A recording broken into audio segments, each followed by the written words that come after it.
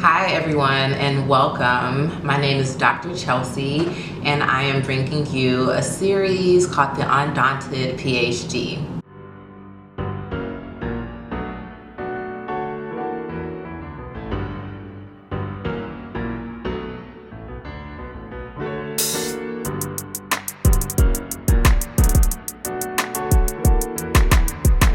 The purpose of this channel and this series more broadly is to give you all a sense of what it's like to pursue a PhD and then enter into a career outside of academia. The purpose of this channel is to help prospective PhDers get a sense of what it's like to pursue a PhD.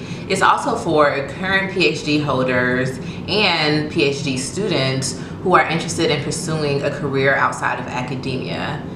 Ideally, it's for people who don't 100% know what they should do, but the goal is for you all to get more clarity and understand your options outside of the academia, because there are a lot of options. This channel will also center Black women, specifically our experiences, our challenges, and barriers to entering a PhD and also entering careers outside of a PhD. And it'll also focus on women of color more broadly, people of color more broadly, as well as women. We'll be able to gather more perspectives of my experience as a Black woman entering a PhD and some of the challenges that were unique to me, like being the only Black grad student for 3 years. Ridiculous. So I'm gonna start with the question, what is my background before pursuing a PhD? And so I'm originally from Houston, Texas. I went to a public high school. Oh, it was a wild experience. It was a good time, but it wasn't a private school, it wasn't a school that had a lot of academic awards, but we did have the International Baccalaureate program. And because of that program, I was able to kind of build my resume, so to speak, academically, to show that I engaged in rigorous academics. So because of my high school background, I was able to be admitted into Spelman College, and I eventually declared my major as a psychology major. At the time, I did not know what you can do with a psychology degree besides be a psychologist. I knew that I really liked psychology. I liked it since I took a class in high school, but I didn't necessarily know how that translated into a career. I eventually did a summer internship at Stanford University my junior year, my third year at Spelman, and that's when I was placed into a social psychology lab where I examined the school to prison pipeline. Specifically, the grad student that I worked with was a Black grad student, and he was doing research that looked at how stereotypes lead to this cyclical relationship within the classroom where the student is expecting the teacher to be prejudiced towards them. The teacher is expecting the student to be misbehaving, and they end up confirming each other's stereotype. How do we intervene in that relationship, that cyclical relationship, in order to make the experience better for these Black students? It was really cool, and it really made me understand, okay, so psychology, social psychology specifically, can really examine real world problems. Once I got an understanding of what social psychology is and also what research was, I was like, okay, there's an empirical way that I can find the answers to these questions, and not just find the answers to them, but mitigate the prevalence of this behavior. And that's what really made social psychology resonate with me. Because of my internship, it's called the Leadership Alliance program. It was an awesome experience. You were able to, one, learn more about what is a PhD, what does it look like, what type of careers, and of course they push you to be a professor. But I also didn't know that PhDs were completely paid for.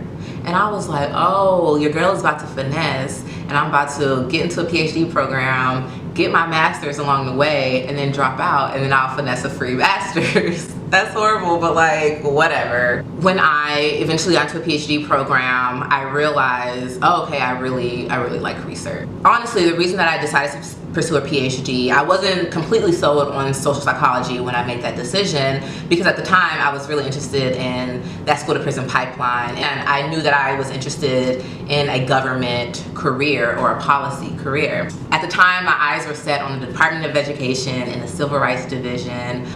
I figured, okay, I can pursue a PhD in educational policy and achieve that goal, or I can pursue a PhD in social psychology and still make my way to the government or policy. Ultimately, I did decide to pursue the career or the PhD in social psychology. I think another relevant question for this series is, when did I decide to leave academia?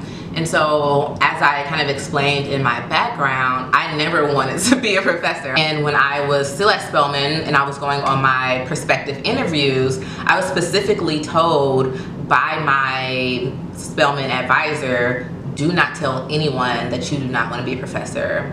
That is taboo.